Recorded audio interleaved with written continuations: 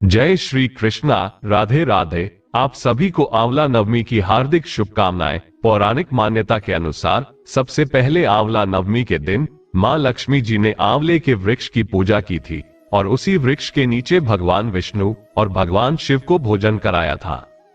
इसके विषय में जो पौराणिक कथा है उसके अनुसार एक बार मां लक्ष्मी भ्रमण करने की इच्छा से धरती पर आई और धरती पर आकर उनके मन में इच्छा हुई कि वो भगवान विष्णु और भगवान शिव की एक साथ पूजा करें, किंतु दोनों की पूजा एक साथ कैसे की जाए ये तो असंभव था।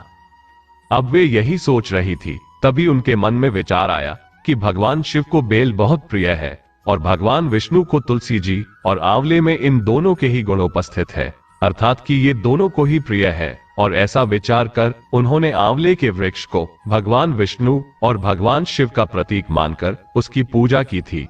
उनकी इस पूजा से भगवान शिव और भगवान विष्णु दोनों बहुत प्रसन्न हुए और उनके सामने प्रकट हुए। मां लक्ष्मी जी ने उनको आंवले के वृक्ष के नीचे ही भोजन कराया और फिर स्वयं भी भोजन किया। मान्यता है कि तभी से आंवले के वृक्ष की पूजा और उसके पास बैठकर ही भोजन करने की परंपरा प्रारंभ हो गई। आंवला नवमी के दिन आंवले के पेड़ की पूजा करने से घर परिवार के सभी सदस्य स्वस्थ और निरोगी रहते हैं, सुख सौभाग्य में वृद्धि होती है, धन समृद्धि में वृद्धि के साथ साथ सभी मनोकामनाएं भी पूर्ण होती है।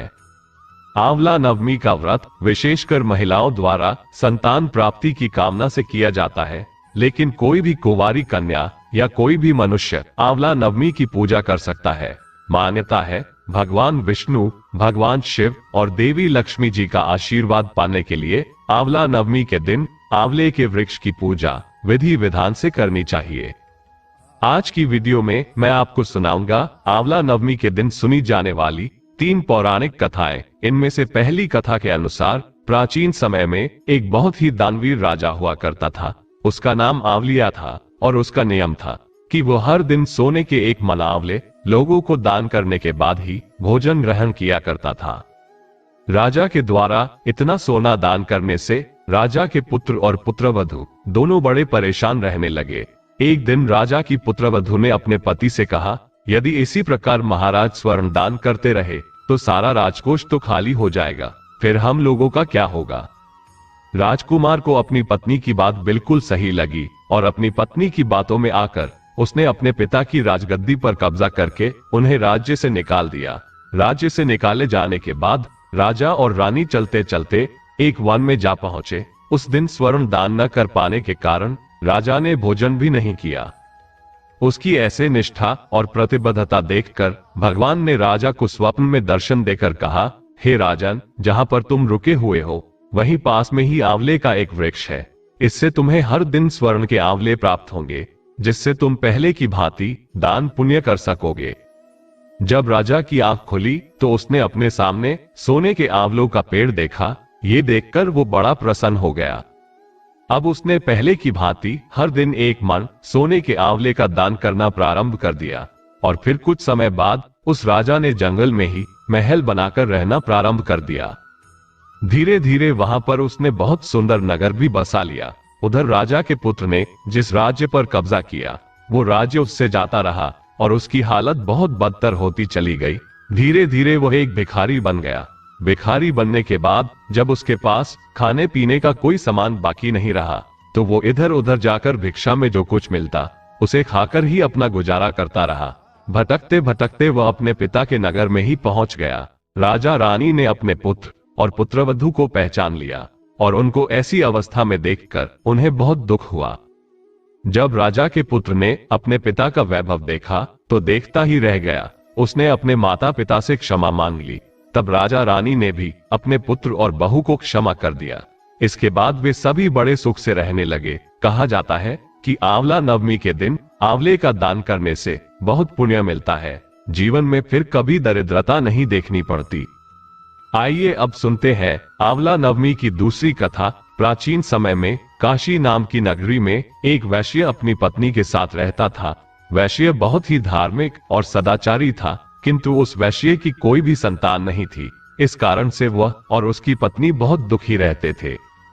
संतान प्राप्ति के लिए उन दोनों ने भी बहुत से उपाय किए, परंतु उन्हें संतान सुख नहीं मिल पाया।